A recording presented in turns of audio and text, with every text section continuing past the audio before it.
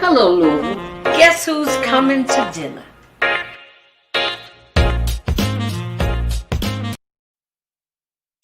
Hello, Louisville. TGIF. Thank goodness it's Friday. And this evening, to close out our week of interviews on Guess Who's Coming to Dinner, we have the fabulous Minister Clay Callaway. What's up, my brother? Hello, my sister. God bless your heart. You're always dazzling, Sister Janice, and always ready and camera ready and mic ready and just Look, ready for the world. God bless your heart. Glad to be joining you this evening. thank you so much. Thank you so much. I gotta keep it moving. I gotta do my part. You know what Yes, I'm ma'am. saying? Hmm. And after I saw all the protests, Clay and I had interviewed Jim Waddell, and we were talking, and it was like I thought maybe the marching part was over from the late '60s. You know what we went Hmm. through as Right. teenagers. Hmm. But as Jan said, we didn't finish. Right. So Hmm. tell me what you think about what's going on in our city, and how do you see it? How are you playing a part? How does the spirituality, the church, the ministers, what part do you play? Well, I mean, the church and Jesus and justice are synonymous. The Bible says God is a God Absolutely. of justice in Isaiah 30, and oftentimes the church has been misrepresented as not an agent of justice. So God is a God of justice, as the Bible says in Isaiah 30. So the church has always been at the forefront of the justice fight. Right. That's what we do to do the right thing. Jesus said he came into the world, the good news to the poor, the oppressed, to set the captives free. When Jesus said that in Luke 4, he was talking about the same issues we are fighting for on the front lines in the street to demand justice. Right. So the church and justice are synonymous. You can't separate the two. They're the same thing. Okay. So, and everybody does it different. The church is wherever the body of Christ is. It doesn't have to be a minister. It doesn't have to be a church officer to be for the church to have a presence in the justice fight. So the church has been very much a part of the justice fight. If you just think about the slogan that was chanted, "No justice, no No peace." justice, no peace. Hmm. Okay, that was a quote from a black Baptist preacher, Al Sharpton. Okay. So they were echoing the words of a black Baptist preacher, a church boy, on the front line of these marches worldwide. So that right there tells you the church is out front in the fight for justice.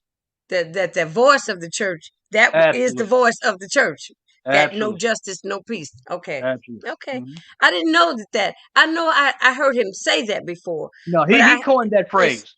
as soon as you said that Hmm. back in the day, Right. now I remember that. Yeah, You know, that's an Al Sharpton phrase. Just like I am somebody is it's keep Jesse. hope alive as Jesse Jackson. Well, that no justice, no peace is uniquely attributed to Al Sharpton. Right.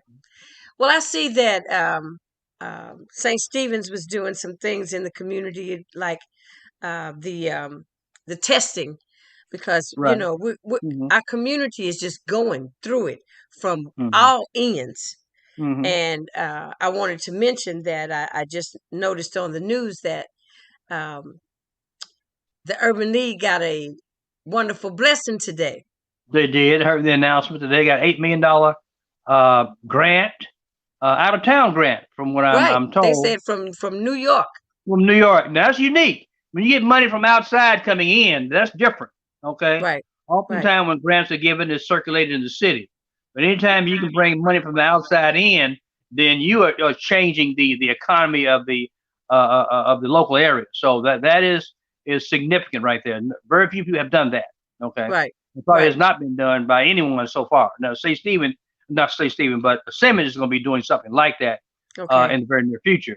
But that is a profound announcement, and excited about what is happening at Urban League. Let me ask you this. I had First Lady Joanne James on the other day, and she Hmm. mentioned something about a program at Simmons for uh, students that have graduated and want to go to college. Uh-huh. There's a program at Simmons that's helping students that have graduated this year that will be graduating from high school. From high That, school. I think she may be referring to the Evolve 502 program. I think she may be mm-hmm, referring to that. mm-hmm. So that could be what she's referring to. Okay. Making scholarships available for students to attend Simmons College. That could be it. Yes, because it's wonderful. I remember as a young girl, Clay, I used to go to vacation Bible school at Simmons. Okay. All right. You know, Mhm. it was it was uh it was actually across the street from where my grandmother lived. Okay. And On Oak Street. On Oak Street. right, yeah, Right. yeah. And in fact, they took my grandmother's house when they made that curve. Okay. All right. How about that? But I just my memories of Simmons, but now Simmons being an HBCU, I mean There you that go. is all of that. That is huge. You and I, of course, we attended Kentucky State Right, University. It right. was Kentucky State College when you and I attended Yes, initially. We right. graduated it was a university, but we got there it was a college. No, So, you graduated university. I was the last class to graduate college. oh, what? Okay, and what? 72 No. Yes, 672. That was the last was class. the The last last college. class Okay, all of right. I stand college. corrected. Okay, all right. Okay, Yeah. stand corrected. And we Right. also went to Shawnee together. Absolutely. I went to Shawnee Junior High. I went to Mill High, but Oh, I you went to Shawnee Junior High. My brother went to okay? Shawnee High. Okay, but it was Okay, all the okay. same neighborhood, and then all of my friends like And Jan, he grew up on my everybody knew street. everybody.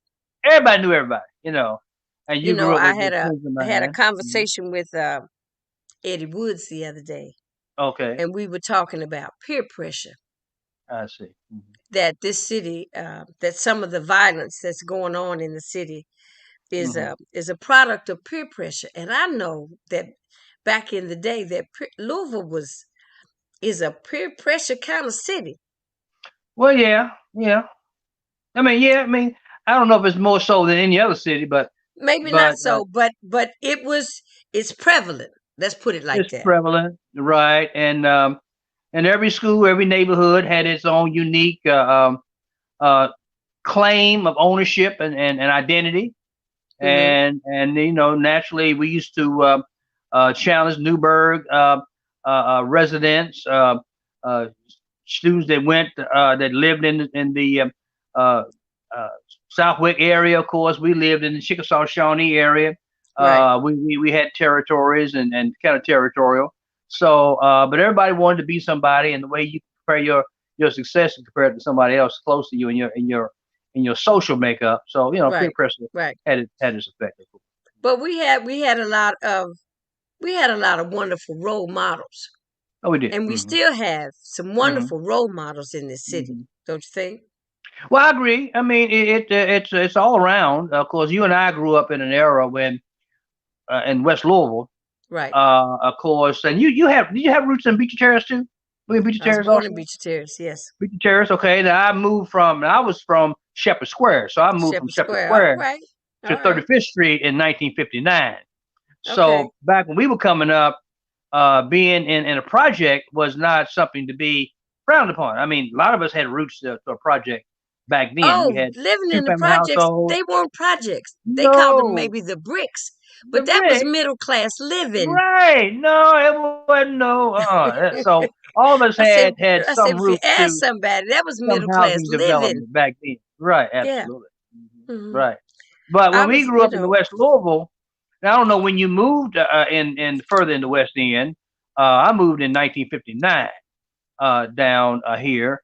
Quite naturally, we had a lot of white residents was down here then in '59. right, Of course, and I live now in 45th Street, but it was all white down here. So most of the houses that you were buying from the owners were white when we moved here right. back in the '50s and early '60s. So Even we though were they able to didn't want see to sell to us.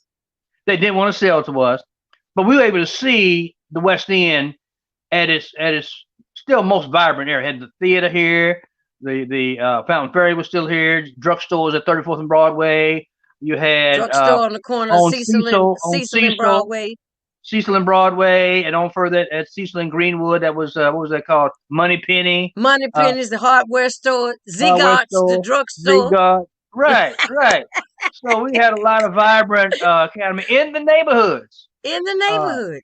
right back then. Yeah, you So didn't have to go a mile away to go get you some groceries, no, no, no, you or get didn't. a So ride, and actually, a lot of times I tell people that we had to learn how to ride the bus.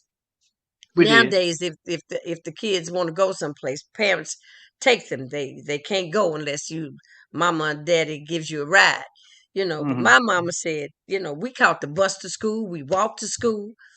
Um, and knowing a lot of the kids nowadays don't know how to get around the city on a bus. Can't do it. Can't do it. Well, I used to live on the bus line at 35th and Broadway, so I would ride Right. the bus just to tour the city, just to have something to do. So, Mm.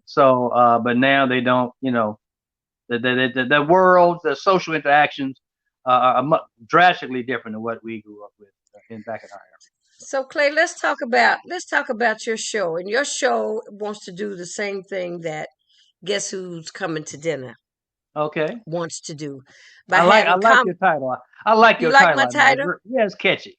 Okay. All Yeah, right. yeah. Well, It's when I jazz. thought It's about it, jazz. and I'm saying Right. they're ready for conversations that Hmm. everybody seems like the city is open, society is open to having this conversation about race after actually seeing Hmm. for themselves Right. that how black men were being murdered on national television. Hmm. So finally, they see what we've been saying has been happening all the time. And my thought was, so if it's time for the conversation, let me provide a vehicle to have the conversations, but to also find some solutions to racism, because it's not just about the police. We've got it in education. We've got it that we see with the virus. We've got health disparities. We've got it in housing disparities across the board in our lives. And it has been since we've been here. Hmm. So tell me how you work your show in finding Well, I mean, solutions. we try to look at the big picture, okay, Okay. and try to be uh, informative Okay. as well as investigative. Okay. I know for a fact that it's not just the police. I know that as Dr. Cosby has taught us, we have the West Louisville Forum. We discuss a lot of complicated social issues with the West Louisville Forum that is sponsored by Simmons College of Kentucky and Empower West. But we Mm-hmm. know that it's beyond just the police. If you take the word police, policy, Policy. politician, Right. all those words have the same root word connected in. Okay, and Right. polis simply means city. Okay, and so a lot of the problems that are plaguing our city is rooted in policies Mm-hmm. and politicians Right. uh, and um, and the like. So you can't. So by the time it gets to the police, it's a problem that's being created. The seat is being created by a politician through policies that has just found its last stopping point with the police. So Mm-hmm. you have to look at the big picture, get at the root of the problem. You can't just throw a band-aid. The police is a band-aid. I don't care what you do with the police, you're not going to solve the problem. Okay. So Okay. until you address some root cause, like for example, the mayor just made an announcement last week that racism is a Health public health crisis. issue. Okay. And he's Mm-hmm. going to be on our radio show tomorrow, as I might add. And he was Okay. coming on my Okay. show every week for several weeks. But he finally addressed that, and I recognized that racism or white supremacy at its roots is a public health problem, and it affects many areas of social interaction beyond just the borders of what the police can or cannot do. Mm-hmm. So you need to look at the root and investigate the root cause. If you address the root cause, then you're more likely to solve the problem rather than just put band-aid solutions, blaming everything on the police, because the police is not not the problem, and they're not the solution. Right. Right. It's much bigger than that. Mhm. Yeah. It is. It is. And I'm looking at how the community is coming. Everybody is motivated. Motivated. That's good. Everybody's active. I haven't seen this much activity in a long time. Ever. Where everybody's kind of, we're working towards being on the same page. We Right. got the same mission. Right. We some might be going in different directions, but basically, I think we're trying to get to the same place as a unit, Mm-hmm. because we have to eventually speak with one voice. Well, what you saw, of course, what took place this past summer was unprecedented in American history.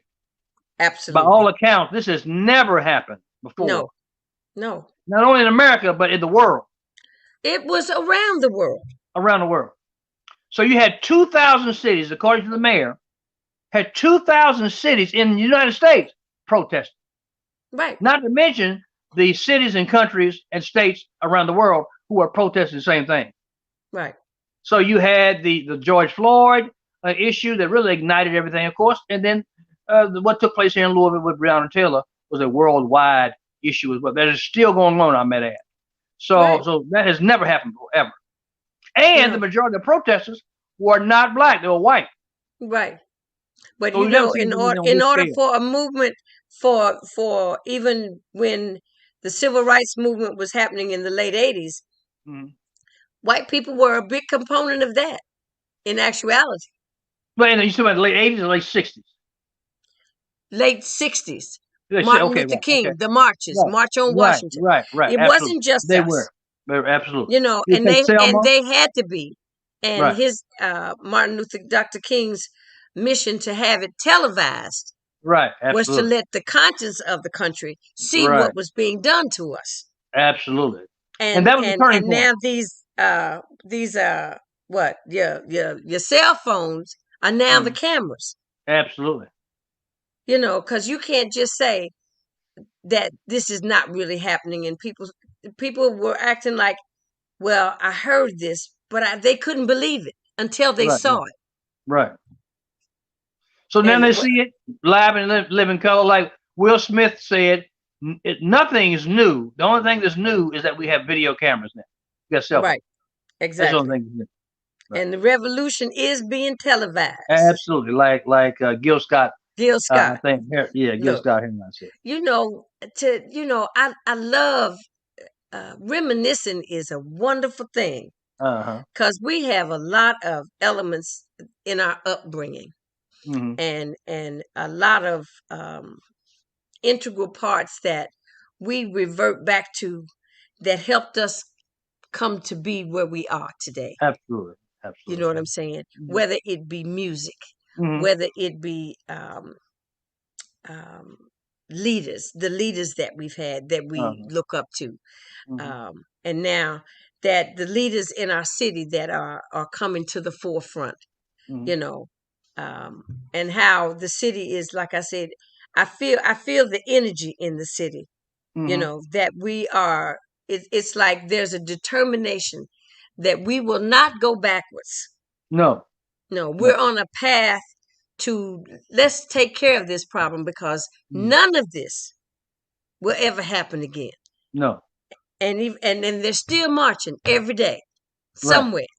Right. I mean, even there was an incident in New York, that there was a march in New York, and a driver ran through the crowd with a car again. Don't know what all that's about yet, but we'll find out. But just it feels good to know that this city, when I see all the Zooms that they have, like they showed the Zoom audience that Sadiqa had to announce about the grant that they received. It's good to know that our eyes and ears are open, and our children are not afraid. Right, they're not afraid. And it's key word that unlike our generation, we had our levels of courage. But this new generation, they are simply not having it. They are not backing that 1 inch. Right. And that's one thing. They have a very low tolerance for cowardice. Right. They can handle the truth. I mean, we don't have to sugarcoat it. No. It's an unprecedented era where people through social media and the like, they're an informed generation. You don't have to sugarcoat things. For example, I noticed in the debate, I don't know if you saw the debate with Raphael Warnock the other day in Georgia, I sure and did. and he was kind of mild mannered, kind of A little play bit too bubbly, mild mannered for me. way too. But he didn't have to be there. He had a choice. He could either have been Martin Luther King or Barack Obama. He chose to be like Barack Obama. Even Barack Obama would not carry much real energy now with this Hmm. generation in just 12 years or what, 8 plus 4, yeah, 12 years. Yeah. The attitude and the expectation of these young people is much stronger now, and they're less likely to allow uh, mealy mouthness or placating. You got to come straight with the truth. You got to come with the showing Right. up, and so they expect you to come with the truth, and they demand it. So if you Because bring anything less than that, any of these people that have lost their lives could be any of them. could be any of them, any of them, any of them. They could be any, even though President Obama said that time, he said Trayvon could Could have have been been his him. son, right? Could have been him, right? He said, Could have been him. could have been You him, know, indeed. Mhm. so it's I'm enjoying the activism. Right, absolutely. I'm very proud of the activism in the city because we are front and center still. Still, okay. We gave honor to a young man. I don't know if you saw in the news about a week ago. A young man, Travis Nagdy, Travis, right? Yes, who was killed, unrelated to the protest. They say, right, but his life was a perfect example of how someone was moved to the forefront. He had somewhat of a trouble. Only 21 years old, I might add. right. The same age as Fred Hampton when he was killed up in Chicago with the Black Panthers. Mm-hmm. But he had kind of somewhat of a troubled life and past, but he found purpose in the Right. protest. Yeah. He found his voice in the Yeah. protest, Yeah. and he Yes, could sir. lead the charge. And he was even up in New York. I found a clip of him leading a march in New York City with Until Freedom up there. So he found his voice and he found his purpose. Right. And these protests gave him a very clear. We knew, and like so many in this generation, they know when something is wrong. Right. Okay, they Right. may not always know how to make it right, but they definitely know when something is wrong. Right. And Right. so he stood up for that and expressed himself in the way that he could. Like Lauren Hill said, you get in where you fit in, and he did exactly that. He's a good example of how this generation has found persons in this generation have found a purpose and a sense of purpose by getting involved with this protest movement. They know that the truth is moving this way, and Right. they're moving with the spirit of truth that is demanding justice now. And so it is just refreshing to be able to see that. And He- Louisville, of course, if you go downtown, it has had a devastating effect on the economics. I think it's going to bounce back, but you've got to, if you're not going to have justice, you're not going to have a city, no way. So No. so No. so be it. I'm not opposed to seeing boarded up buildings or closed out businesses. If you're not going to have justice, then Right. you're not going to have a city anyway. So you might as well work at the root and build back up again.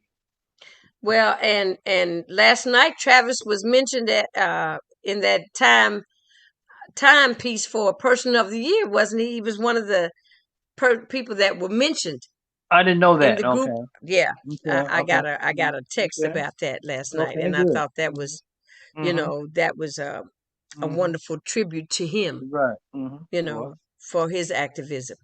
right. Well, I want to say, Brother Clay, I Well, I love mean, talking to you. time flies. I mean, sister, I admire When you're what having you're fun, doing. tell You're me just what dad. time do you come on in the morning? 11 o'clock. We come on 11 from 11 to noon. A Saturday morning solution. It's the last morning show of the morning. So tune on WOU 1350 and 104.7 FM. We expect to have some exciting guests. The mayor's going to join us tomorrow. We got Jerry Eves. He has a talk show. He's going to be joining us tomorrow, talking about University of Louisville, how they're being unjust with the black athletes out there. Wow. Yeah. And I got a young man that's going to be coming on who has a personal protection security company located in West Louisville for people that's training people with guns and so forth. He's going to be our guest tomorrow also. So I got excited show tomorrow. All Very right. excited. Well, we're gonna stay in touch. Going to do it. So We're if going to you talk ever about got, music. I got some music coming up. I you know got you're what? a music show we're going to be doing. You're a music historian. We're going to be talking about music sometime soon in February at least. I heard today that one of your musical colleagues, Alan Fry, someone said his family had COVID today. So be in prayer for Alan Fry, Oh, I will. I who will. used to In be with the fact, I'll Night reach Riders. out to him. Yeah, I'll Right. reach out to him.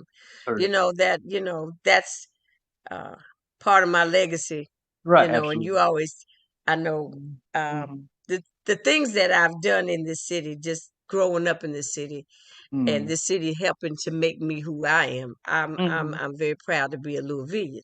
Right. You Good. know, but right now for me, I'm working on some music things, Mm-hmm. but Mm-hmm. this having this conversation is first and foremost Good. right now. And then Good. the first of the year, um, brother Jack Miller's gonna have his ministry uh, on Okay. Sunday afternoons. Good. An hour of power. Good. Good. So so, we're trying to so spread you the be the word first over here. lady, and right? I got you. That's good. On both sides. Absolutely. Being involved in the civics and the activism of the city, and trying to Mm-hmm. find a solution so they can stop killing our kids Absolutely. and our kids can stop killing each other. Absolutely. Mm. So until then, my brother, you take care of yourself. God Stay bless you masked too. up, We're gonna do what we can. and I'll talk to you soon. Thank you so much for coming Thank on. you. Thank you for Okay, having me. God darling. bless Take care. you. Okay. All right. Brother Clay Callaway. He's an associate minister over at St. Stephen's and the host of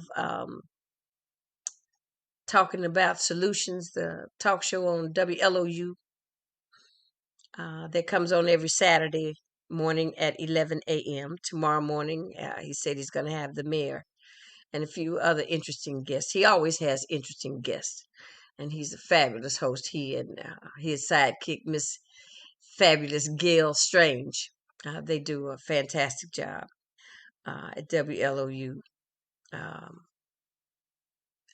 our radio station in the city. Just want to tell everybody to just remember where you can see us on Monday, Wednesdays, and Fridays on Facebook, YouTube. I'm waiting for LinkedIn. I've been starting to hook us up on Twitter. Jantastic Productions is what you'll look for to find the show. We broadcast live, and then I repost.